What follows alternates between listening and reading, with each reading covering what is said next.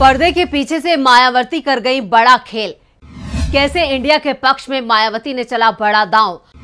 मायावती की मदद से इंडिया गठबंधन को घोसी में मिली बड़ी जीत। घोसी विधानसभा उपचुनाव के नतीजे आ चुके हैं। समाजवादी पार्टी के इंडिया गठबंधन समर्थित प्रत्याशी सुधाकर सिंह ने भारतीय जनता पार्टी के एनडीए समर्थित प्रत्याशी दारा सिंह चौहान को बुरी तरह से हरा दिया है।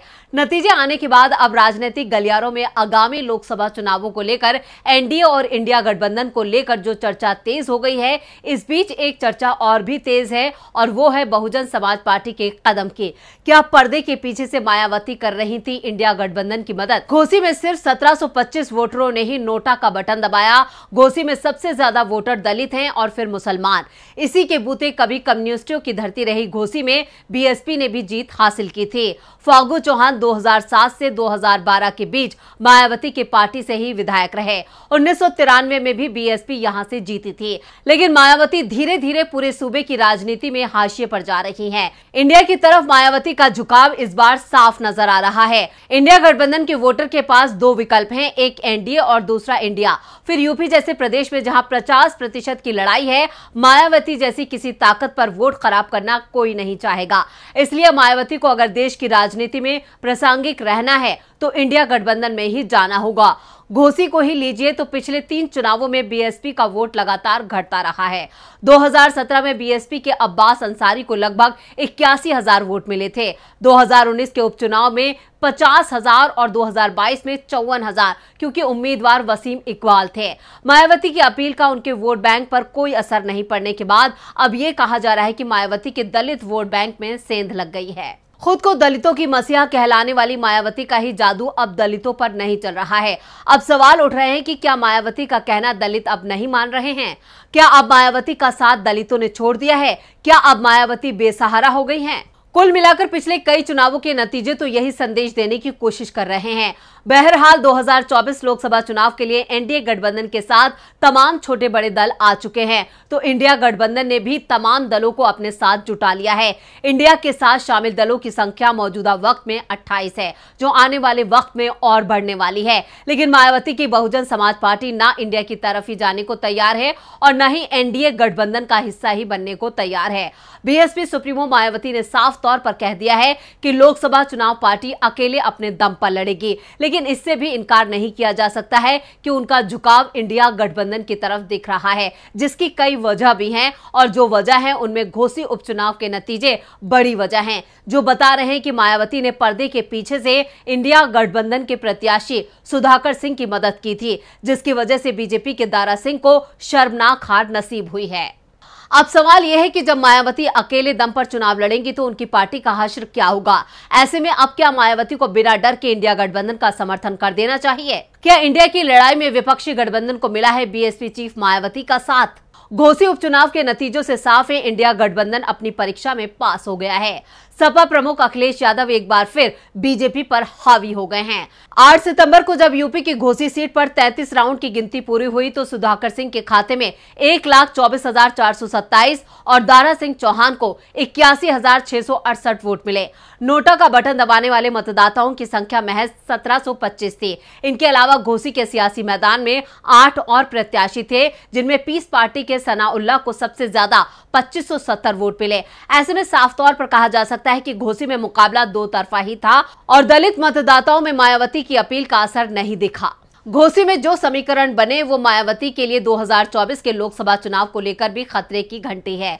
घोसी सीट पर दलित और मुस्लिम मतदाताओं की संख्या लगभग बराबर है, जो 90,000 1 लाख के बीच बताई जा रही है। सियासी जानकारों के मुताबिक 2022 के यूपी विधानसभा चुनाव में मुस्लिम वोटर्स बड़ी संख्या में समाजवादी पार्टी के साथ गए थे, लेकिन अब अखिलेश यादव बीजेपी को रोकने में नाकाम रहे तो इस वर्ग में एक निराशा थी, अब वो किस पार्टी के साथ जाएं।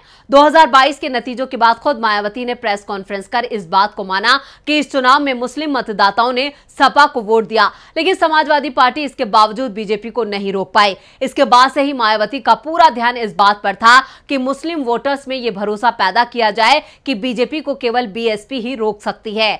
घोसी के नतीजे बताते हैं कि मुस्लिम मतदाता इंडिया गठबंधन के साथ गया है। वोटिंग वाले दिन खुद सपा महासचिव रामगोपाल यादव ने कहा कि अगर मुस्लिम मतदाताओं को वोट डालने से नहीं रोका गया तो समाजवादी पार्टी बहुत बड़ी जीत हासिल करेगी।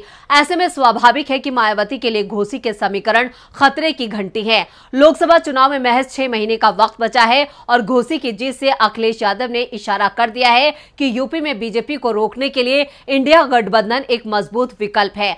आमतौर पर कहा जाता है कि मुस्लिम मतदाता बीजेपी को हराने में दमदार पार्टी के साथ ही जाता है और करीब 19% मुस्लिम आबादी वाले यूपी में अगर इंडिया गठबंधन बीजेपी का विकल्प बनता है तो मायावती को भी इंडिया गठबंधन का साथ देना होगा। वैसे विपक्षी गठबंधन इंडिया को लेकर मायावती बेहद सधे शब्दों का इस्तेमाल कर रही हैं, जिससे साफ है कि वो इंडिया के साथ हैं।